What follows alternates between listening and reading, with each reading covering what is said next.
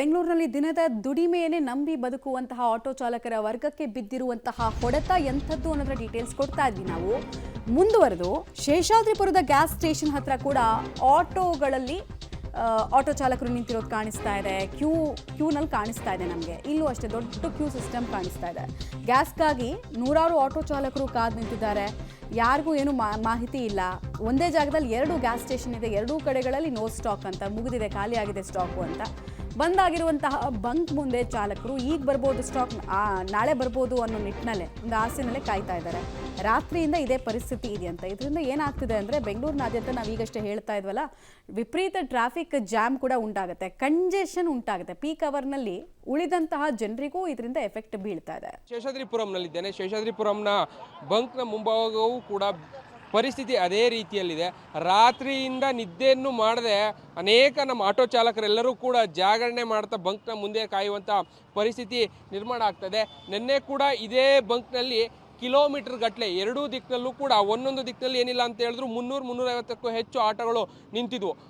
ಇವತ್ತು ಕೂಡ ಅದೇ ರೀತಿಯಾದಂಥ ಪರಿಸ್ಥಿತಿ ಮುಂದುವರಿತಾ ಇದೆ. ಸಾಕಷ್ಟು ಆಟೋ ಚಾಲಕರು ಆಟೋಗಳಲ್ಲೇ ಮಲಗಿರುವಂಥದ್ದು, ಅಲ್ಲೇ ನಿದ್ರಿಸಬೇಕಿರುವಂಥದ್ದು, ಅಲ್ಲೇ ಊಟ ತಿಂಡಿ ತರಿಸ್ಕೊಂಡು ತಿನ್ನುವಂಥ ಪರಿಸ್ಥಿತಿ ನಿರ್ಮಾಣ ಆಗ್ತಾ ಇದೆ. ಸಿಗ್ತಾ ಇಲ್ಲ ಅಂದರೆ LPG ಪೂರ್ಣ ಪ್ರಮಾಣದಲ್ಲಿ ಸಪ್ಲೈ ಇಲ್ಲದೆ ಇರುವಂಥ ಕಾರಣಕ್ಕಾಗಿ ಈ ರೀತಿಯಾದಂಥ ಪರಿಸ್ಥಿತಿ ನಿರ್ಮಾಣ ಆಗಿ, ಬೇರೆ ಆಯ್ಕೆಗಳೇ ಇಲ್ಲದೆ ಇರುವಂಥ ಕಾರಣಕ್ಕಾಗಿ ಈ ರೀತಿಯಾಗಿ ಕಿಲೋಮೀಟರ್ ಗಟ್ಟಲೆ ಕಾದು ನಿಲ್ಲುವಂಥ ಪರಿಸ್ಥಿತಿ ನಿರ್ಮಾಣ ಆಗಿದೆ. ವಿಜುವಲ್ಸನ್ನು ನೀವು ಗಮನಿಸ್ತಾ ಇದ್ರಿ. ಕಣ್ಣಿಗೆ ಕಾಣುವಷ್ಟು ದೂರ, ಕ್ಯಾಮ್ರಾ ಕಣ್ಣಿಗೆ ಕಾಣುವಷ್ಟು ದೂರವೂ ಕೂಡ ಆಟೋ ಚಾಲಕರು ತಮ್ಮ ಆಟೋಗಳನ್ನು ಸರತಿ ಸಾಲಲ್ಲಿ ನಿಲ್ಲಿಸ್ಕೊಂಡು ಕಾಯಬೇಕಾದಂಥ ಪರಿಸ್ಥಿತಿ ನಿರ್ಮಾಣ ಆಗ್ತಾಯಿದೆ. ಇವರೆಲ್ಲರೂ ಕೂಡ, ಬಹುತೇಕರೆಲ್ಲರೂ ರಾತ್ರಿಯಿಂದಲೇ ಇಲ್ಲಿ ಆಟೋಗಳನ್ನು ಹಾಕೊಂಡಿರುವಂಥವ್ರು.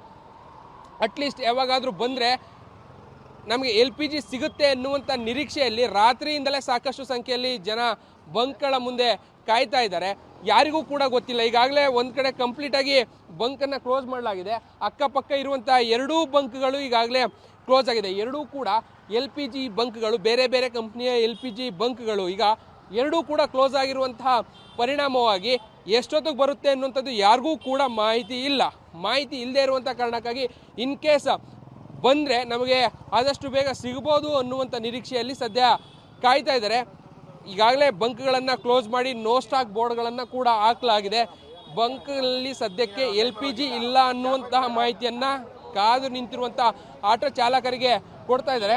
ಗಮನಿಸ್ತಾ ಇರ್ಬೋದು, ಈಗಾಗಲೇ ನೋ ಸ್ಟಾಕ್ ಬೋರ್ಡನ್ನು ಕೂಡ ಹಾಕಲಾಗಿದೆ. ಸಾರಿ ಫಾರ್ ಇನ್ಕನ್ವೀನಿಯನ್ಸ್ ಅಂತ ಹೇಳಿ ಸಹಕಾರ ಕೊಡಿ ಅನ್ನುವಂಥದ್ದನ್ನು ಕೇಳ್ತಾ ಇದ್ದಾರೆ. ಬಟ್ ಕಾಯುವಂಥ ಆಟೋ ಚಾಲಕರು ಎಷ್ಟು ದಿನ ಎಷ್ಟೊತ್ತು ಅಂತ ಹೇಳಿ ಕಾಯಬೇಕು. ನನ್ನೊಟ್ಟಿಗೆ ಇದ್ದಾರೆ, ಮಾತನಾಡಿಸ್ತಾರೆ. ಎಷ್ಟೊತ್ತಿಂದ ಕಾಯ್ತಾ ಇದ್ದೀರಿ ಸರ್? ನಾವು ಬೆಳಗ್ಗೆ 4 ಗಂಟೆಗೆ ಕಾಯ್ತೇವೆ ಸರ್. ಬೆಳಗ್ಗೆ 4 ಗಂಟೆಗೆ ಕಾಯ್ತೇವೆ. ರಾತ್ರಿ ಬಂದ್ವಿ 12 ಗಂಟೆಯಲ್ಲಿ ಆಗ್ತಾಯಿದ್ರು. ಆಮೇಲೆ ಗಲಾಟೆ ಮಾಡೋದನ್ನ ನಿಲ್ಲಿಸ್ಬಿಟ್ರು.